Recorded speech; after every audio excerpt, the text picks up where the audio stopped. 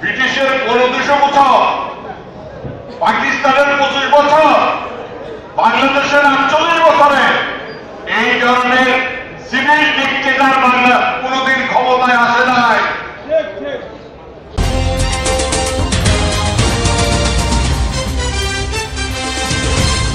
বিচারক খালেদা জিয়াকে শাস্তি দিয়েছে, সেই বিচারক জনগণের আদালতে শাস্তি পাবে, এই বিশ্বাস আজকের মতো কথা শেষ করছি।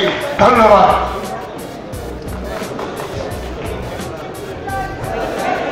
সংহতি প্রকাশ করে এখন আপনাদের সামনে গুরুত্বপূর্ণ বক্তব্য নিয়ে আসছেন স্বাধীনতার পতাকা উত্তোলনকারী ডাকসুর সাবেক বিপি জেএসডির সংগ্রামী সভাপতি জাতীয় ঐক্যফ্রন্ট নেতা আশরাফ আব্দুর রব, জনাব আশরাফ আব্দুর রব তার গুরুত্বপূর্ণ বক্তব্য রাখবেন।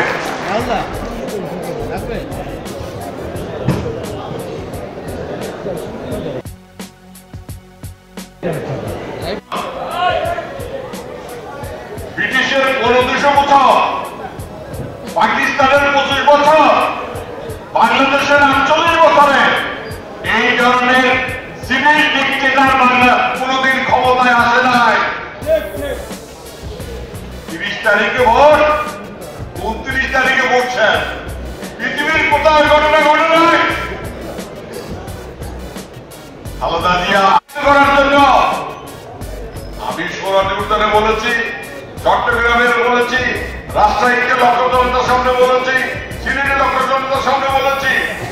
আপনাদেরকে বলি, ১ লক্ষ কর্মী জেলে আছে, ৫০ লক্ষ মামলা আছে, দরকার হলে আরো ৫০ লক্ষ আমরা সমর্পণ করে ঘরে ঘরে যেতে রাজি আছি, তাহলে খালেদা জিয়া মুক্ত হতে পারে।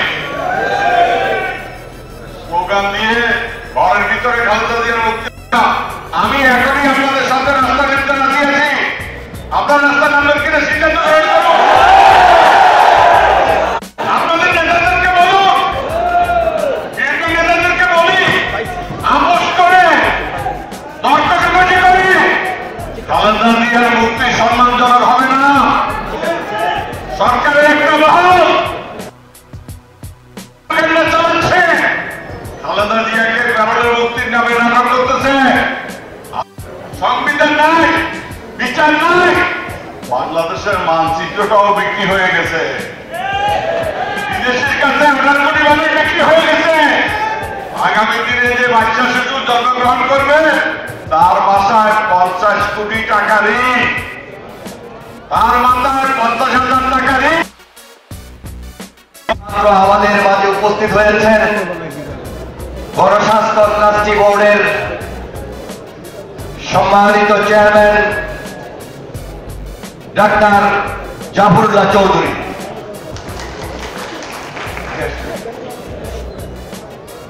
তাকে শুভেচ্ছা বক্তব্য রাখার জন্য বিনীতভাবে অনুরোধ করছি।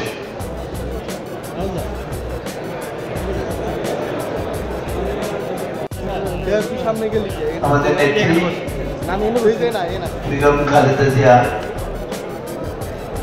আজকে প্রায় 13 মাস যাবৎ কারাগারে আছে।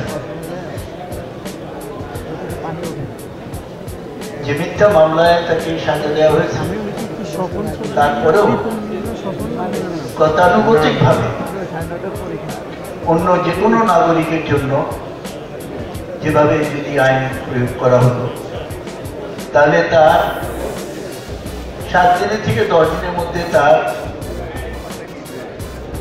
জামিনে মুক্ত হয়ে যাওয়ার কথা ছিল, কিন্তু হয় নাই।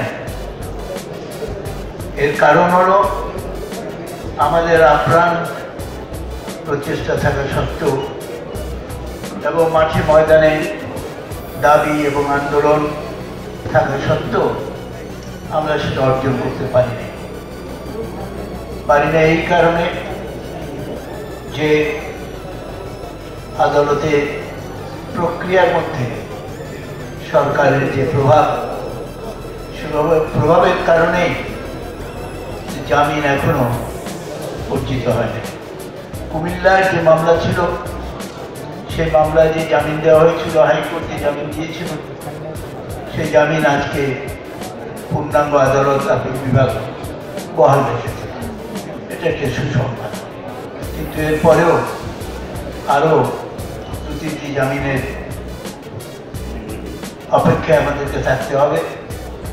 আমরা আইন অনুযায়ী যতটুকু সম্ভব করে যাব।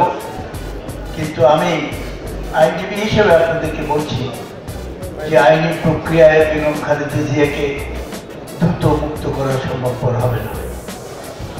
আন্দোলন ছাড়া এর অন্য কোনো বিকল্প নাই।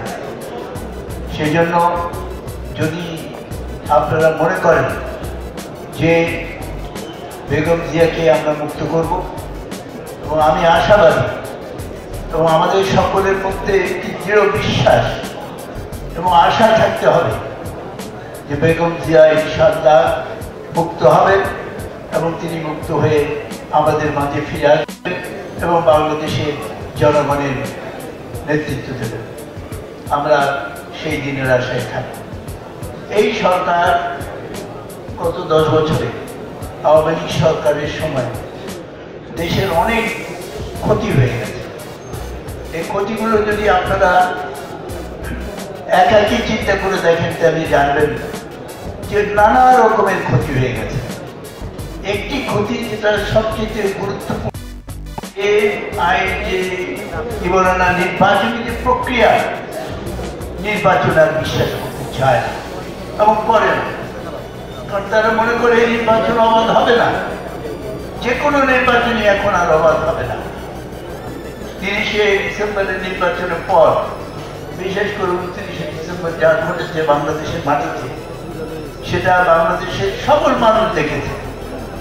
এমনকি যারা এখন সংসদে বসে, শুধু একটা কথা বলি, সেটা হলো আজকে বিরাজনীতিকরণ করার যে প্রক্রিয়া, যে এই ভোটের অধিকার থেকে বঞ্চিত করা মানুষকে বিরাজনীতিকরণ করারই একটি প্রক্রিয়া।